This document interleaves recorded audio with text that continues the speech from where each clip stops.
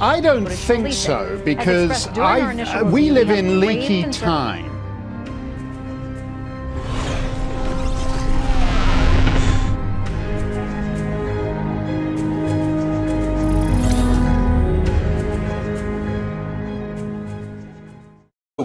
Mark, I think the best summary of the argument against this from the federal point of view came out today in The Onion, which quoted an imaginary federal official as saying, and I'm quoting, "If we take away the public's faith in this shadowy monolith, all that's left is an extensive network of rogue, unelected intelligence officers carrying out extrajudicial missions for a variety of subjective and occasionally personal reasons."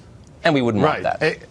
Exactly. And as you noted, the Washington Post has come out against the release of the memo. This is the newspaper that every couple of years Hollywood makes a movie about with Katharine Graham, the late owner, and Ben Bradley, the late editor, said, "Oh, yeah, I'll go to jail. I'll publish this, and I'm prepared to take the risk of going to jail." And Tom Hanks and gets all the looks forward to all the Oscar nominations and all the rest of it, and that every actor would kill to play the Washington Post owner who says, "I'm going to go to jail. I'm publishing the memo and I'm willing to go to jail." And then back in the real world, they say, "Oh, no. You are people out there. You don't need to know this. It could greatly imperil all our shadowy deep state bureaucracies if you were to see this memo." There's a kind of conflict there. Well, I would in the say modern democratic. So democracy dies in darkness, but not in this specific case. Is there, and you've covered a lot of national security stories for decades, I've read them, do you think there are legitimate reasons to withhold this memo from public view? I don't think so, because we live in leaky times.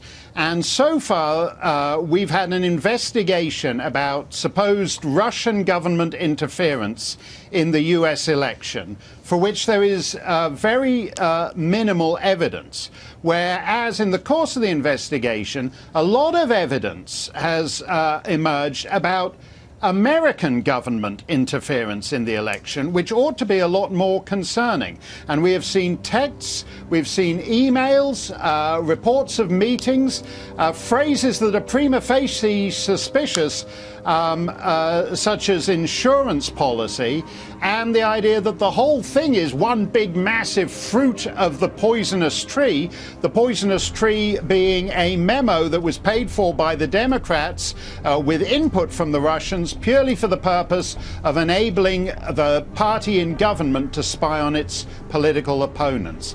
That's the scandal. That's why the American people are entitled to see the memo.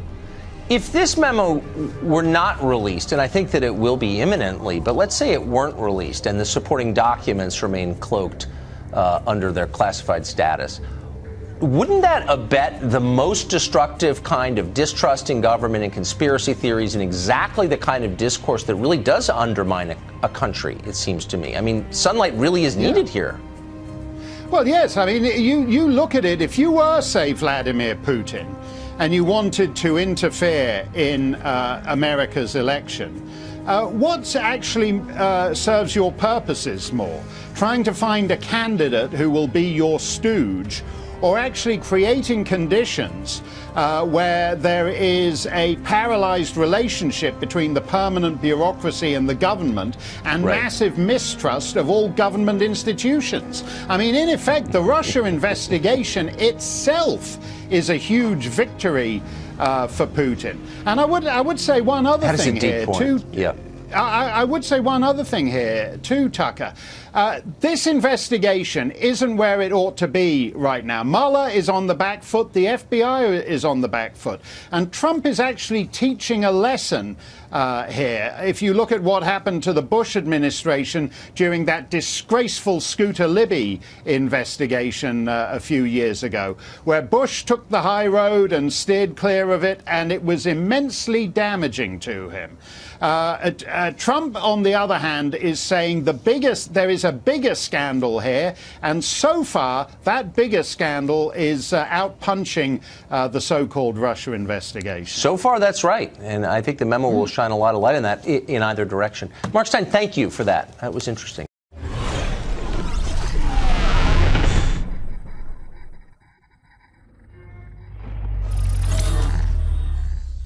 dominated media coverage. Joining us now, White House Deputy Press Secretary Hogan Gidley, also a special assistant to the president. Great to have you with us, Hogan. Thanks so much for having me on. Okay, so let's talk about this memo. There were accusations late last night. We covered them breaking as this show was going on, that there were some alterations to the memo before it went to the White House. There were questions about whether the White House had anything to do with the alterations. What can you tell us? We had nothing to do with any alterations. As you know, Shannon, that this document it was generated in Congress. It was sent to the White House.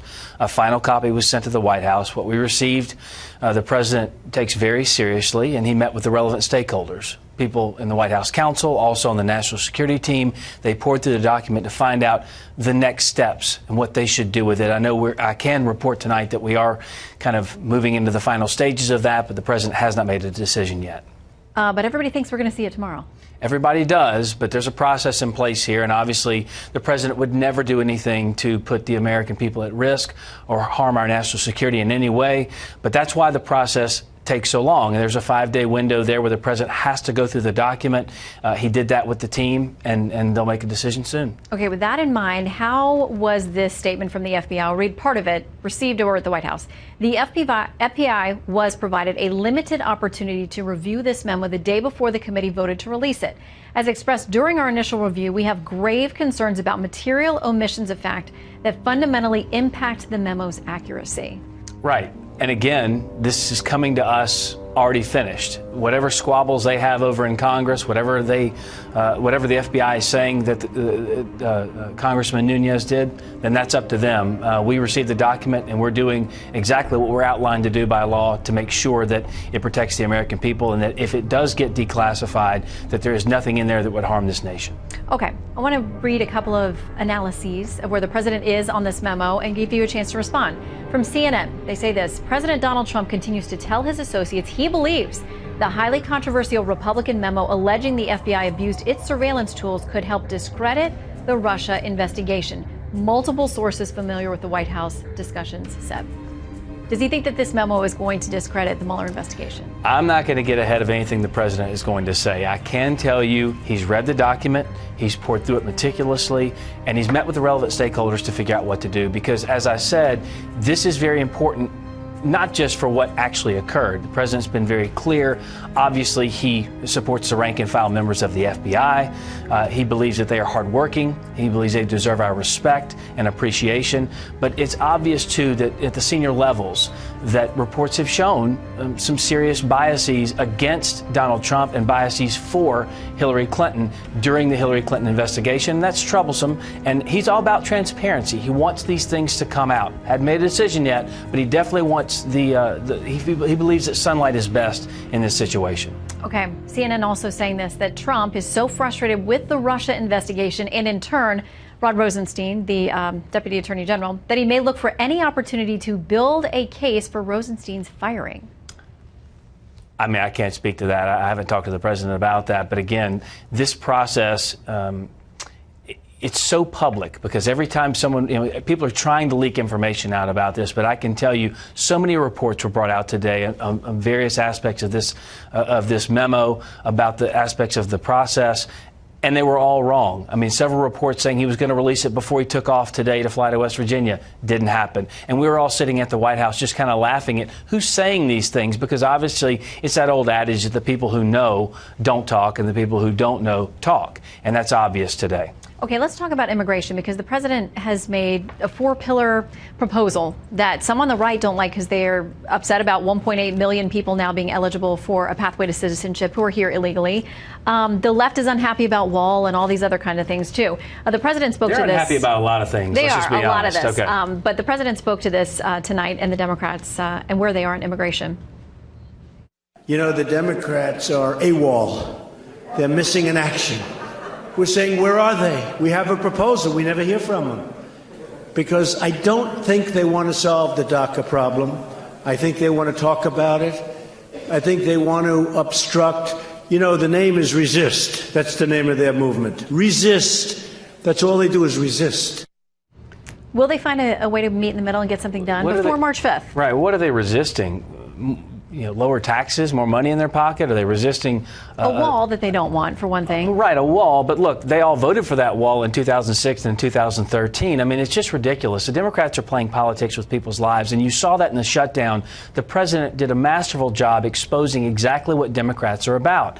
They want to shut down the government, put our military at risk, put our 8.9 million children at risk who receive health care from the government, all to protect hundreds of thousands of people who are here illegally and unlawfully, as opposed to the hundreds of millions of American citizens. That line has been clearly drawn. The president comes forward and says, not only am I going to give a really strong border security plan that ends chain migration, ends the visa lottery, things Democrats used to be for, by the way, protects our nation, gives the border security exactly what they need. I'm even going to put out 1.8 million people with a possibility for a pathway to citizenship. That's 3 times more than President Obama offered, and the Democrats still don't want it. It's just baffling.